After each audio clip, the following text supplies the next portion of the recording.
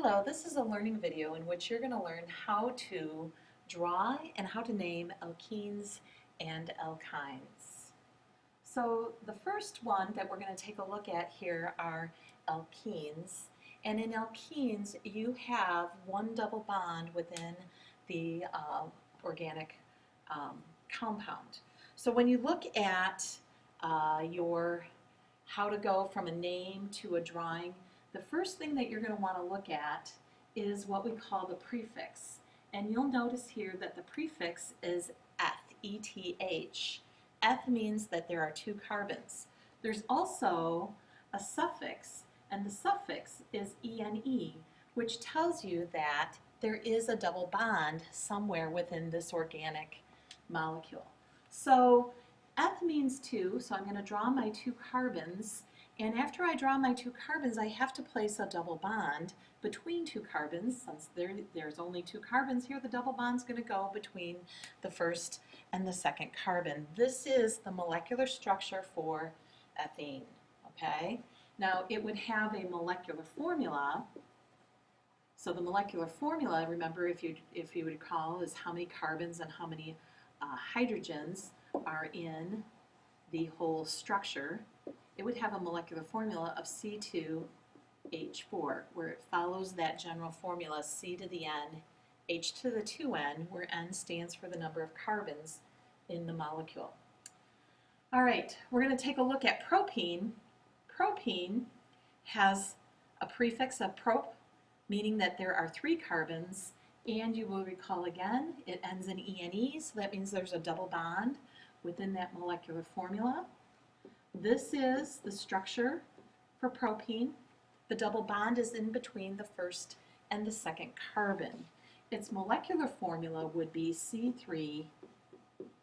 Okay, that would be the molecular structure for propene. I followed that general formula, but if you are confused or if that doesn't work for you, you can always count the number of hydrogens that are in this molecule. Remember, carbon needs to have four bonds. So when we look at the hydrogens that could be possibly around this three-carbon structure, this carbon would need two more hydrogens in order to complete four bonds. This carbon would need one more. And the final carbon would need three hydrogens. So you have the same molecular formula of C3H6. So that's always an option, that you can count how many hydrogens have to be around the carbon atom. Now, there is one thing that is unique about propene, is that I can draw this structure also this way, where you may think that that looks different than the structure from above, because the double bond is in between the second and the third molecule. But in reality, it is actually the same structure. Okay, because what I can do, let me get rid of this here. It was a mistake.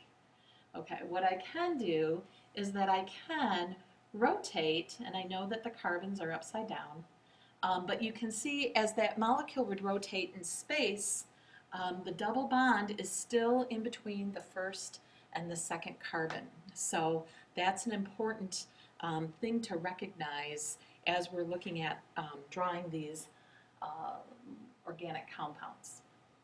All right, moving on, we have one butene. Again, but means that there are four carbons. Okay, so I'm going to underline that in blue. But meaning that there are four carbons, and this one now will tell you where that multiple bond needs to be. So one butene would have four carbons, and the double bond is in between the first and second carbon because it's labeled as one butene. It has a molecular formula of C4H8. That is its molecular formula. It is different from 2-butene, where butene still has four carbons, but now with that 2 there, that represents that the multiple bond is, in this case, since it's an ene, the double bond is between the second and the third carbon. This also has a molecular formula of C4H8, same molecular formula as 1-butene. These two structures are called isomers. And isomers have the same molecular formula, but they have a different structure. And because they have a different structure, they'll have different physical properties like boiling points and melting points. So they are very similar, but they do have physical characteristics that are different. Okay, let's see if I just want to check your understanding here a little bit. What if I were to draw this structure right here? And I'm going to do it right here. 1, 2, 3, 4. There we go. Would I call this structure right here that I just made, would I call this structure right here, would I call that 3-butene? Think about that for a minute. Hit pause and think. Would that be called 3-butene? Welcome back. The answer is that no, that structure is not called 3-butene. That structure will have, let's just go back here, that structure, if we take a look at this, let me group this, and let me just turn this around. That structure is not 3-butene. That structure is 1-butene. So what's unique about organic chemistry is that you have to be able to kind of count atoms, or the carbons, and you have to be able to count them from both going from left to right and from right to left and from left to right. So you have to be able to count them from both sides, and we'll help you with that as well as we're practicing a few more types here.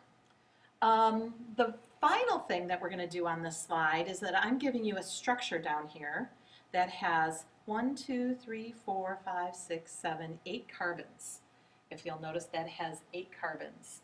And with that structure, I want you to be able to name it.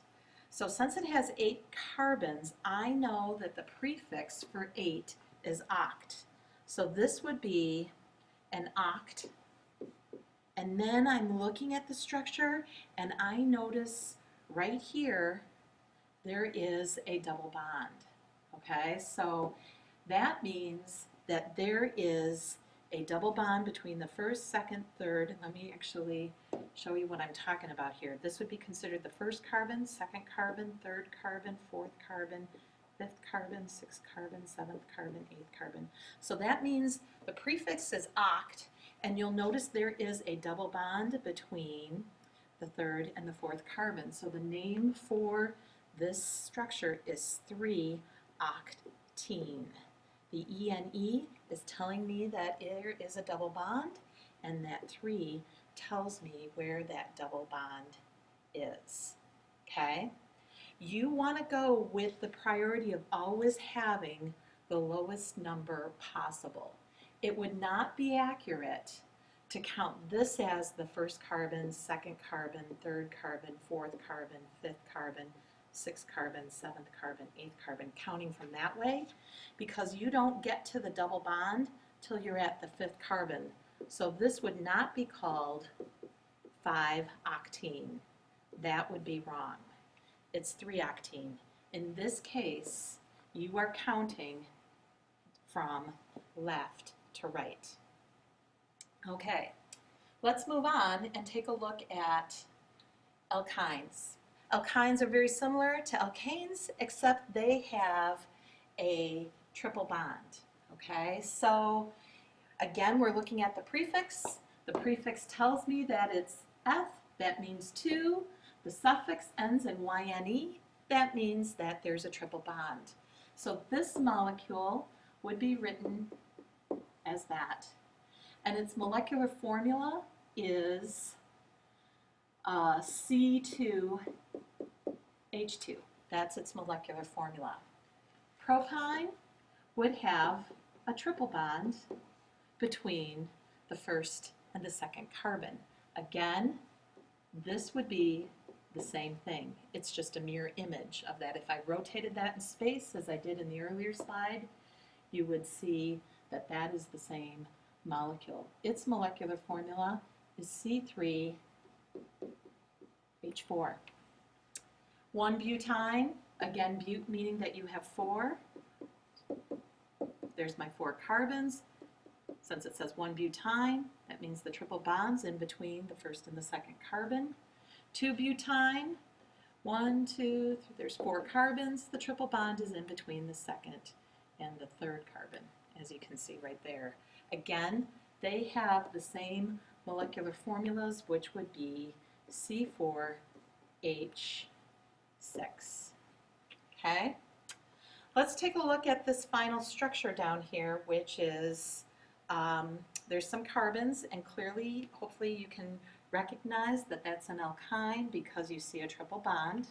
So the first thing you'd want to do is you want to count how many carbons there are.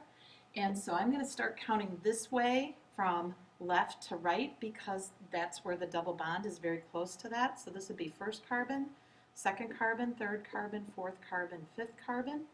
And the name for this molecule then would be, since there's 5 carbons, it would be pentyne, YNE, because there's a triple bond, and that triple bond is in between the first and the second carbon, so we call it 1-pentyne. All right, it's your turn to try. I'd like for you to try naming or drawing the following compounds for each. Also write the molecular formula. I would recommend hitting pause, and then when you are done with this work, hit resume, and the answers will be on the next slide. Okay, welcome back. Here are the answers for the slide that I had you practice. Again, you can go from names to drawings, and you can go from drawings to names for both alkenes and alkynes. And I hope this learning video helped. Good luck.